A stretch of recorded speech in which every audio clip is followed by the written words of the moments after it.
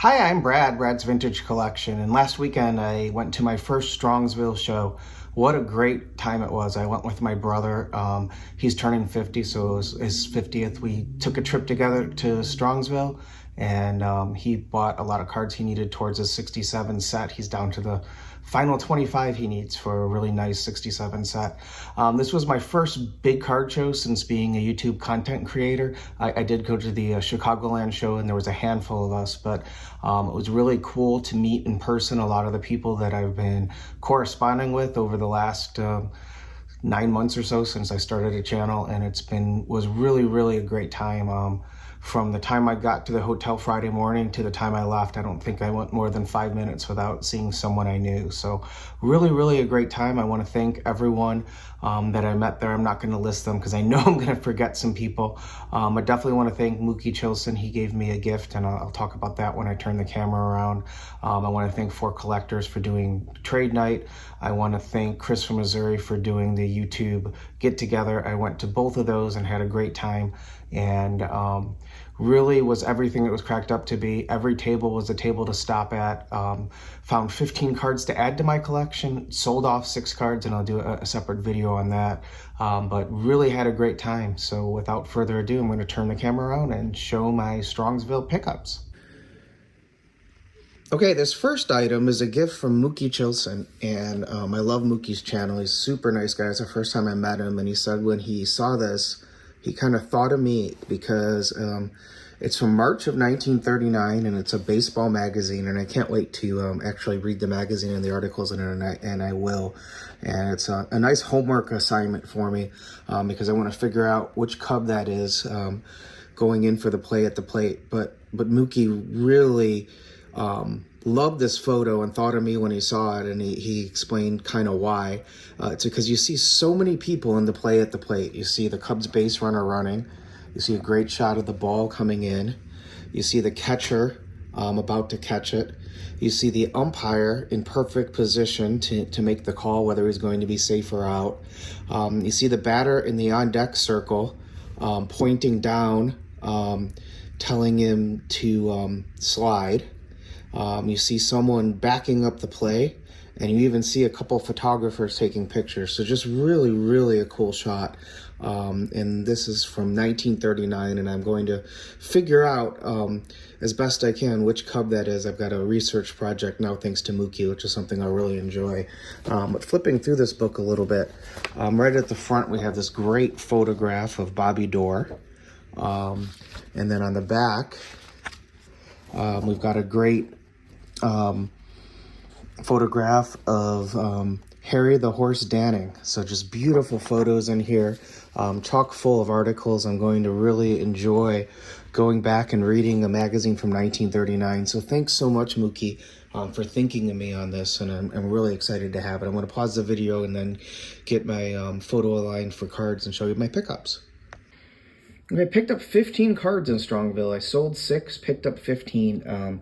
So while some of the cards I sold were to buy a big card, I also am not really consolidating, as my goal is still to get all of the Bowman era 1950s tops and 1960s tops Hall of Famers. So all but a couple cards were towards those projects. This first one, I'm not going for a 49 leaf set. But when I saw this Bobby Doerr card, I just fell in love with it. I just think the coloring on it is beautiful. I think the corners are sharp. I think the border is just a stark white. It's not centered, but I don't care about that on this card. I just think it really presents well. I think it just pops. And I fell in love with this card when I saw it, and I got it for a really reasonable price. I paid full sticker, so Mike, baseball collector, would be disappointed in me, but I paid $300 for this card, and I thought it was worth it.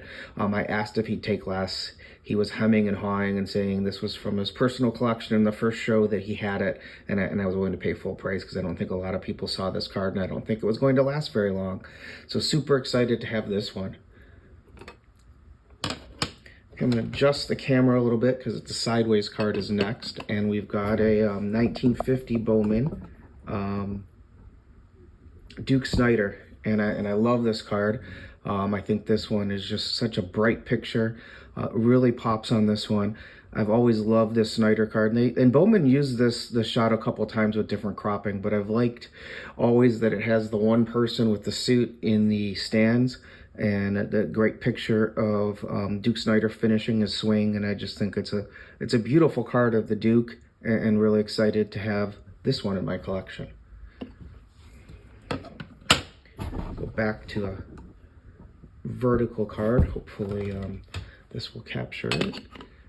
Staying in 1950 Bowman, we've got Ralph Kiner. And Ralph Kiner, I think, is a really underrated player. He was such a prolific power hitter, had a short career, but really exhibited power numbers that were rarely seen at this time, and was one of the premier power hitters of the 1950s. And it's an earlier Kiner card, and I really love the artwork on it, and I love the way that he kind of fills the whole frame, so it's a much closer shot than Snider, and I think it really looks great on this picture. Next, we move into 1952 Bowman, and I was able to get this Larry Doby card. And Doby has different drawings on his Bowman cards. This one's different than his other two, but really great image. And Larry Doby's really starting to get some hobby love lately, and his cards have become more popular as he kind of did everything Jackie did just in the American League cities, so he's starting to finally get his due. So really excited to add this one. I think it's a beautiful Doby card. And I'm getting fairly close on the 52 Bowman. Still need the huge Willie Mays card, but it's definitely one of the years that I'll complete in the near future. Next up is 53 Bowman, and this is the last of my Bowman cards. And now I only need one more Boudreaux to complete my Boudreaux run, so I'll be really excited. And this card, I've been looking for the right one. Centering's really rough on this card, and also on his hand, there's a blue print dot. Almost looks like, I don't know, if someone stamped him at a club that he was over 21 or something. That's not the case when you see it, but it's just this big blue dot that's on his hands on a lot of the cards, and I wanted to get a version without it. They don't downgrade for the blue dot, but I just prefer to have a Boudreaux card without it. So with these Bowmans, I'm now at 51% complete on the Bowman Hall of Fame run. So get over the 50% mark. I started at 48.5, so really excited to be over halfway done on the Bowmans. Monetarily, I'm not there because I still need both the Mays rookie and the Mantle rookie, and some other big dollar cards. But just in pure number of cards, I hit over the 50% mark, which feels really good. So now we're gonna move into 1950s Topps. And this is one of the years, the year I have the least amount in my entire collection of the runs I'm working on is 52 Topps. And then second would be 53 Topps. And I was able to pick up this beautiful Pee Wee Reese card. Just love the artwork in 53 Topps. And it's really hard to find cards that don't have significant chipping on this bottom border. And it's particularly in that bottom corner.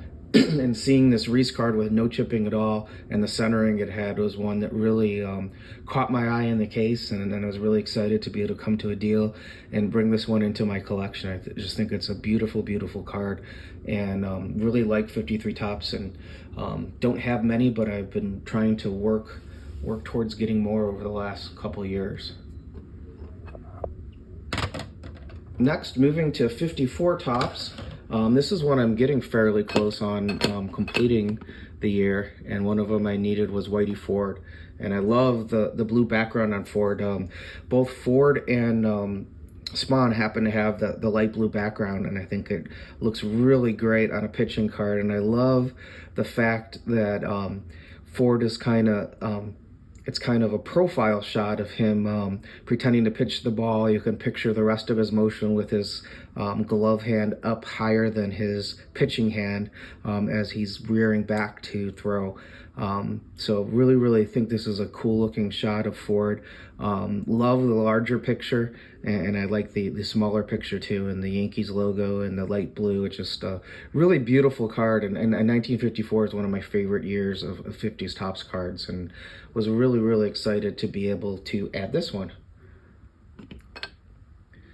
Next up is one that's been on my list for a long time, and to me, what I was looking for was one where the photo really popped on it, and I was able to find this Clemente card, and it really, really has great registration. You can really see Clemente well, and it's one of my favorite shots of Clemente in any of his cards. I think it's a great close-up shot of Clemente where he's kind of just almost smiling, but not quite, but he's always got that thoughtful, intense look on his face. And centering's not perfect top to bottom on this. I can live with centering being worse top to bottom than right to left.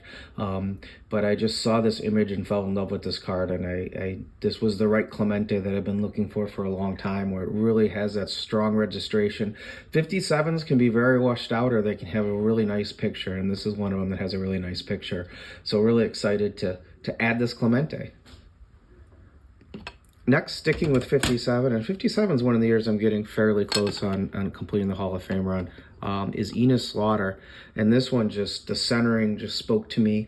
The gloss just spoke to me. It just looks like a pack fresh card from 1957, which is something that's hard to find. And I never get used to Enos Slaughter on the Yankees, but he was on the Yankees for a period in the 1950s. I think of him as a Cardinal, but excited to add the Slaughter card, and just really was blown away by the quality of this card when I saw it. Just perfect centering, sharp corners, just a really, really beautiful card of Slaughter. Next, in 58, 58's another year that I'm getting fairly close on, and this card is just impossible to find with any centering at all. I've been looking for the right Matthews for a really long time and not finding anything I like, and I saw this one, and the centering is just a little off top to bottom, but the picture is crystal clear. The green background has no snow in it. The blue hat is just so bright on this card, and it's just a really great close-up shot of Matthews. I think I've said this before, but I think of the 58 top set as kind of the T206 portrait set of tops, where they have a lot of really great portrait shots, and getting this one of Matthews has been on my list for a long time. Love that Braves logo in the bottom right, and just this one is one I never get sick looking at, and I'm really, really excited to finally have found the right one and added this one to my collection. Next, we've got another sideways card, and this one is actually a downgrade that's an upgrade.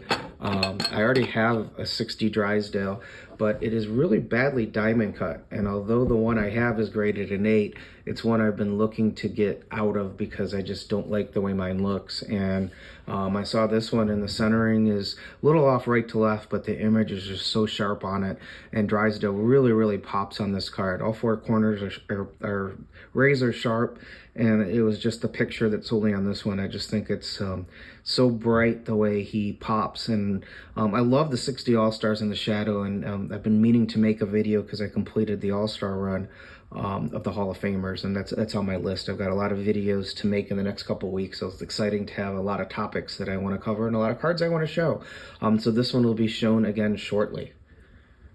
Okay, going back to another, I think that's the last of my sideways cards I picked up, but I picked up a big one, a 65 Maze, and this actually completes my 60s mazes in the maze run, and I've been looking for one that's centered. The right to left centering on the 65 maze is really, really tough. A lot of them are severely off-centered. And when I saw this card, this was the one I've been looking for years, and I saw it in the case. And it was priced fairly. It was right about VCP average, just a little bit over. And I think it's a really strong card for any grade. And I just was excited to get this one. This is probably one of my sharpest maze cards that I have in my collection now, and it's a really great example of the 65. The color pops, the corners are sharp, the centering is great. The card's just as good as it gets, and I was super excited to find this one, and really, really excited to have this maze in my collection. Next up, we've got 1966 Morgan. And this is one of my favorite Morgan cards and one of my favorite cards of Topps. I love the trophy cards. And I've been looking for the right Morgan for a long time. I've got the Perez, that's the other really great Hall of Fame trophy card from 1966. And I actually found 3 really nice Morgans at the show, but this was the first one I found, and I think the best of the 3. So I kind of lucked out on that. But it's weird. There can be a card you're looking for years and never find the right one, and then all of a sudden, when you find one, you find a few of them. And there seemed to be 3 really nice ones at the show. And excited to get this 66 Morgan. I just love this image of him fielding, the concentration on his face, and love the All-Star Rookie trophies on it. This next one's a downgrade, and I'm going to talk about kind of trading out of some higher grade cards and trying to get a downgrade, and downgrading to an 8.5 just kind of sounds silly. But I did have this in an SGC 9. This one came from Garrett, and I was really excited to see this on his website. I bought this before Strongsville and just agreed to pick it up there to save the shipping charges. So I knew that I had bought this one before going in. And when I show the video on some of the downgrades I'm doing because of some of the higher grade cards going up so much, this was one of them, and this was a no-brainer. I think the 8.5 is actually sharper than my SGC 96 was, and being able to get some money towards buying a few of these cards and also still having the Maze card was really a no-brainer for me. So I'm going to talk a little bit about that strategy and some of the things I've done, but really excited to add this one to my collection. And then the last two cards are from the 70s, and they're from Trade Night. So the 4 Collectors Trade Night, if you didn't watch their video on it, you should. It was a great time. And this one actually, funny enough, I bought from my brother, who was at Trade Night with a lot of his 70s extras. And I didn't have the McCovey and the Washington National. I had it in the San Diego Padres. So this gets the pair, and he had a really beautiful one that he had an extra. So I was happy to be able to buy the card from my brother's collection. So it means a lot to me to be able to complete a card I need and actually keep it in the family. So really cool to get this one. And then last but not least is one I bought from JT at Trade Night. And I have 75 sets, but all my carders were just not the one I was looking for. And I was looking for a nicely centered Carter rookie. And JT was actually at the table next to me in Trade Night and had this one available, and this was the one I've been looking for. So really excited to get a Carter rookie that completes my 75 rookies. Like I said, I had some that were off center, but this is as good as it gets. I mean, the centering right to left can't be better. The color is perfect. There's no print imperfections. And thank you, JT. Really excited to add this one to my collection. So really had a great Strongsville. Excited to add these. Oh, for the 1960s. So in the 1950s, I moved up from 61.9% to 64% on 50s tops. So plugging along on that Hall of Fame run. And then in the 1960s, I stayed at 62%. I sold 6 and bought 4, but with as many cards as there, stayed at 62%. So I'm really excited to be able to move a few cards, but still get closer to my goal of getting all the Bowman era 50s and 60s Topps Hall of Famers, and adding some really nice cards to my collection. Okay, I hope you enjoyed seeing the cards that I got. I'm very excited to add all of them to my collection. Really concentrating on getting cards that fit into what I was trying to collect, my bread and butter, the Bowman and Topps cards from the 50s and 60s. Did throw in the one Leaf card. So really fun to add cards to my collection. Got a few videos coming up. One of them is going to be talking about my strategy and the cards I sold and why I did that, and the big card that I'm hoping to acquire with the money that I freed up. Second video is finally going to be the one showing the 60 All-Stars. I completed the Hall of Fame run. And then a third video will be I went to Arizona and picked up some of the cards from my dad's collection. And while my brother and I collected vintage, my dad moved into modern cards in the 90s and early 2000s. So kind of went through some of his boxes of cards and been spending most of my free time going through those. So I'll kind of show a little bit about what that was about and talk about how it was going through my dad's cards. A lot more still to go through next time I go out to Arizona, but it was really fun to get a start and to learn about a segment of cards that I don't know a lot about. So researching and looking them up and finding out about the sets on Baseball Cardpedia was a lot of fun. So a lot of things coming up on the channel. Hope you enjoyed seeing my pickups. I'm Brad, Brad's Vintage Collection. Thanks for watching. If you haven't, please hit the subscribe button. And remember, if you're not excited to add it to your collection, you bought the wrong card. I sure am excited to add the ones I showed today. Thanks for watching.